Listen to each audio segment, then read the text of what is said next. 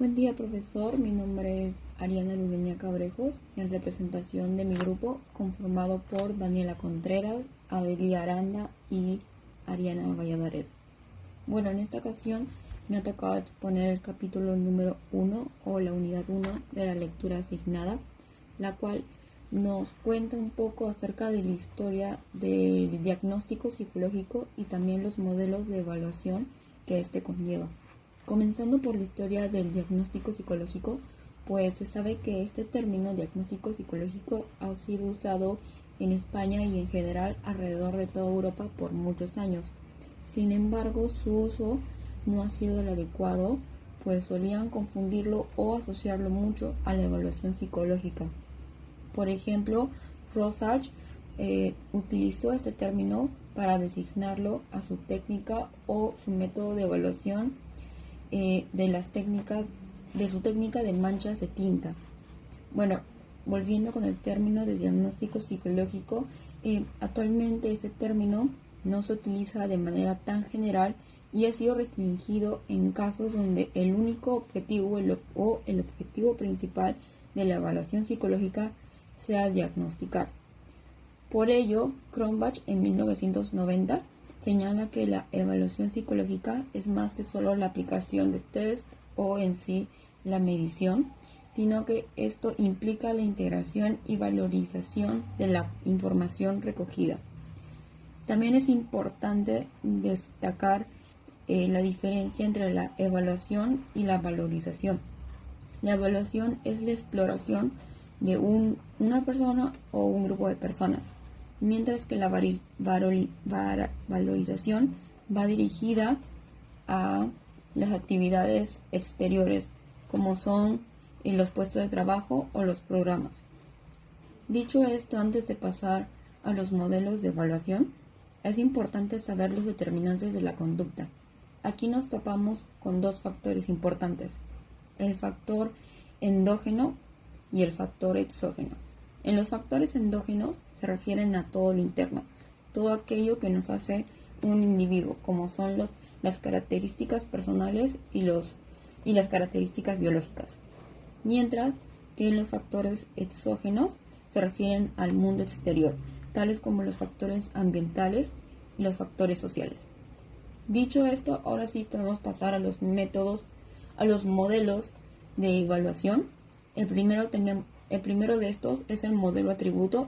Este nos dice que se estudia la conducta a través de factores personales u orgánicos y que también se estudian los factores intrapsíquicos, aquellos factores que las personas cuentan, tales como la dependencia, la extraversión y la inteligencia.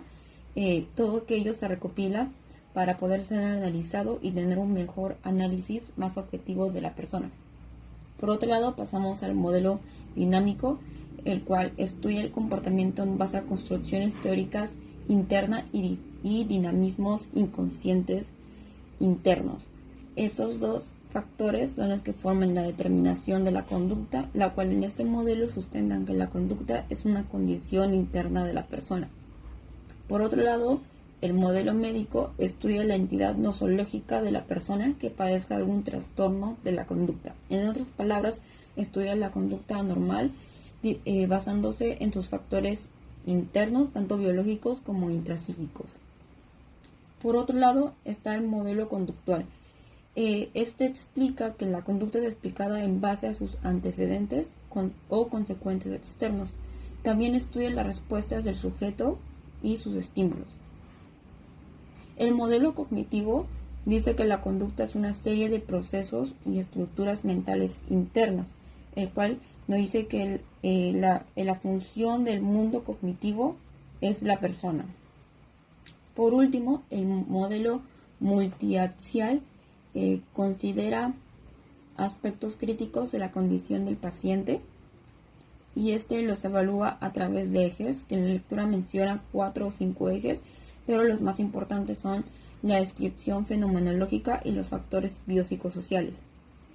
Este modelo tiene muchos objetivos, pero uno de sus objetivos principales es una mejor comprensión y estudio de la psicopatología. Eso sería todo por mi parte, le paso a mi compañera. Mi nombre es Daniela Martínez Contreras y yo voy a hablar sobre aspectos generales del proceso de diagnóstico. ¿Cuáles son los factores que intervienen en el proceso de diagnóstico? En primer lugar está el psicólogo. El psicólogo necesita una formación teórica y metodológica para realizar una correcta evaluación. Su sentido crítico y su experiencia le permitirán escoger los instrumentos adecuados para cada caso. Luego sigue el sujeto.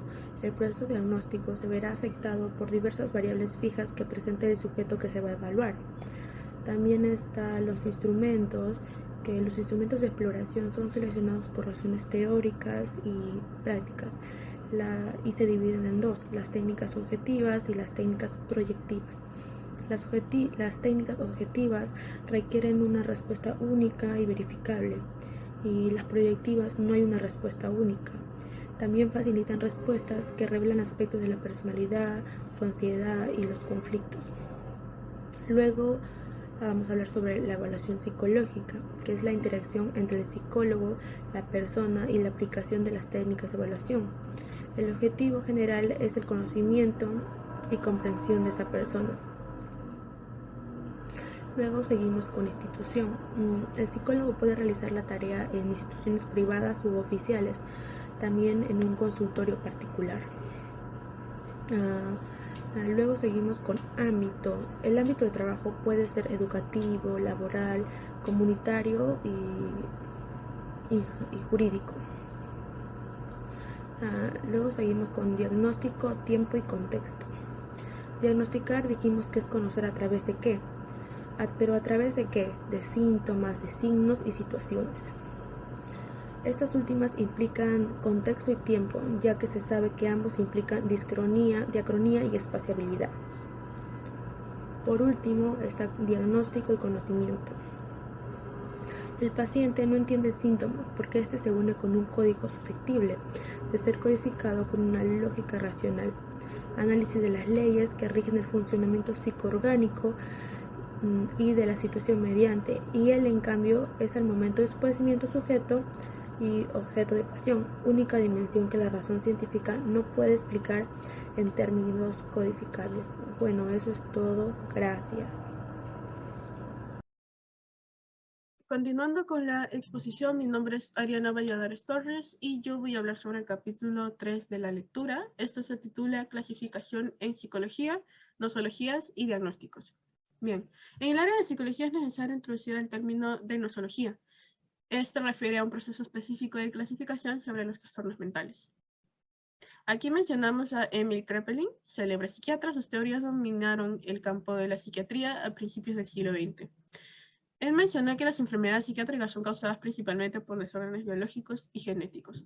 Resalta en su esquema nosológico la importancia del síndrome patológico como base del análisis, haciendo hincapié en el método científico.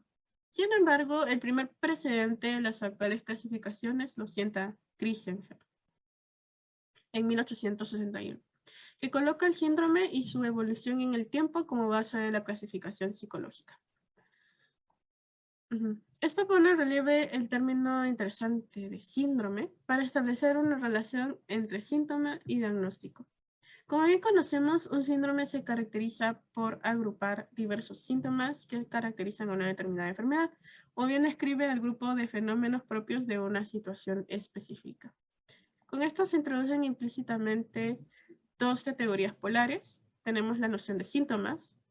Síntoma médico por excelencia se comporta como un signo, refiere a otra cosa representándola en su manifestación, y el diagnóstico, que es el acto que permite tras su enunciación nombrar el padecimiento, ponerlo en relación con su etiología, brindar un pronóstico, ofrecer un tratamiento y orientar la investigación clínica. Por otro lado, es posible distinguir tres componentes en la clasificación psicológica. Tenemos el componente nosológico, que delinea la información requerida para la clasificación operacionalizada en reglas para clasificar. Componente taxonómico, que organiza las anormalidades en categorías mutuamente excluyentes y conjuntamente exhaustivas.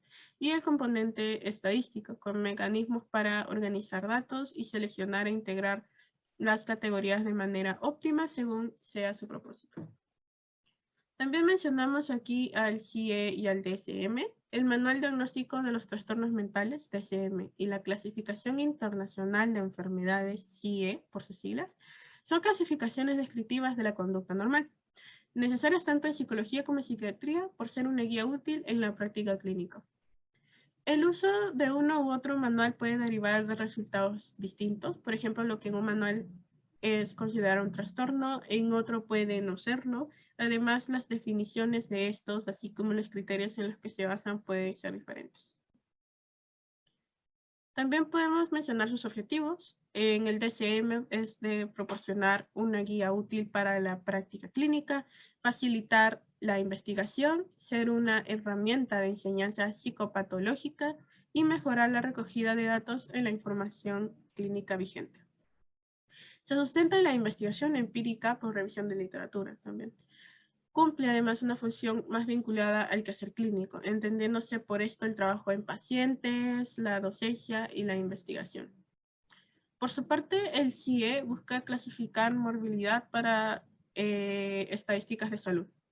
Se sustenta en estudios de campo internacionales recogidos estadísticamente y su utilidad en lo que a políticas de salud respecta resulta evidente.